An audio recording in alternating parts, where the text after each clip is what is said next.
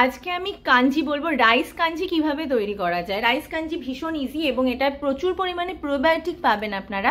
এবং রাইস কাঞ্জি বানানোর জন্য আগের দিন রাত্রিবেলায় যে রাইসটা বানাচ্ছেন সেটা কখনোই মাড় ফেলে দেবেন না, সেটা মাড়টা থাকবে, মানে জলটা ফেলবেন না, ওই অবস্থাতে রেখে দেবেন ঢেকে।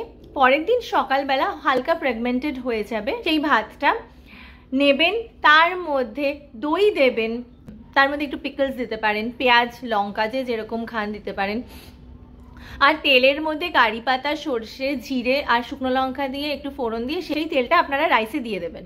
এবং তার সঙ্গে আপনারা দুটো ডিমের পোচ বানাতে পারেন, ওর মধ্যে দিতে পারেন কারুর কারুর মিষ্টি আলুর বা রাঙা আলু ভাজা দিতে পারে, নর্মাল আলু ভাজা দিতে পারে।